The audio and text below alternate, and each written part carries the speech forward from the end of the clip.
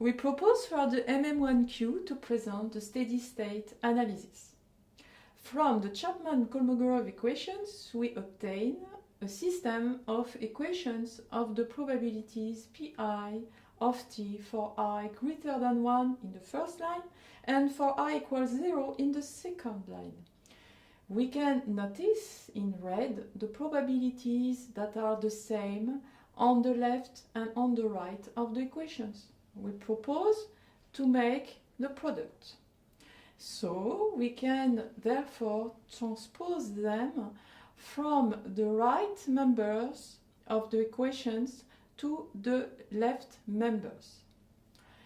Then we can divide the right and left members by delta t, and we take the limit when delta t tends to 0.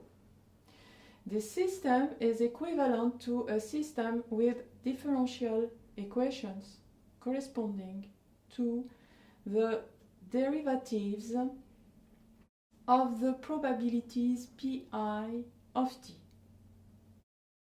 We focus on the steady-state analysis.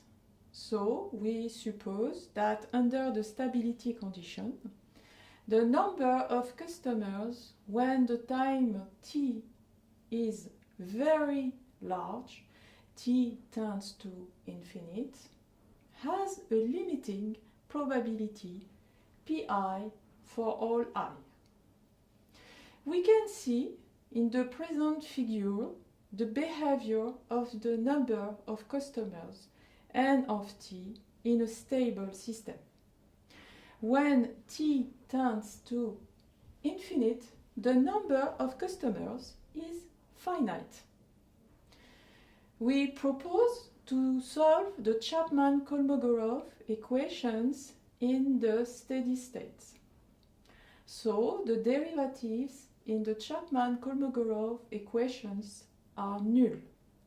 It is important to see that in these equations the probabilities pi of t are replaced by the steady-state probabilities pi. So we obtain a set of equations for the steady-state probabilities pi for all I.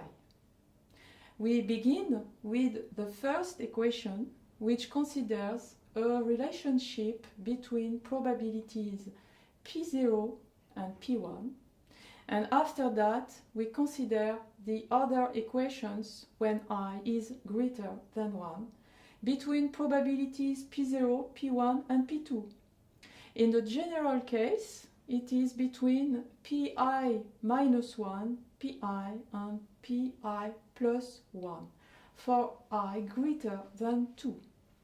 In order to solve this system, we have to compute the different probabilities p0, p1, pi for all I. We consider the normalizing condition, which means that the sum of all the probabilities pi must be equal to 1.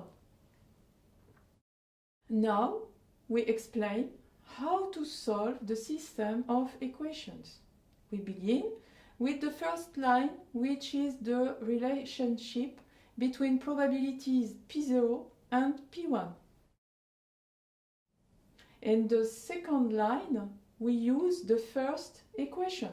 So we can remove the two terms lambda p0 and minus mu p1.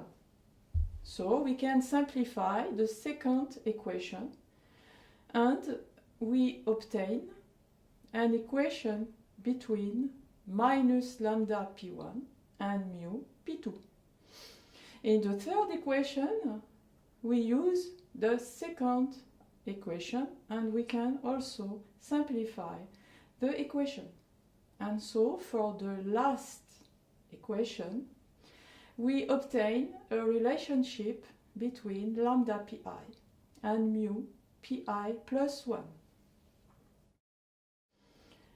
So the steady-state probability p1 is expressed in terms of p0, p2 is expressed in terms of P1 and so also P0. Pi is expressed in terms of Pi minus 1 and also P0.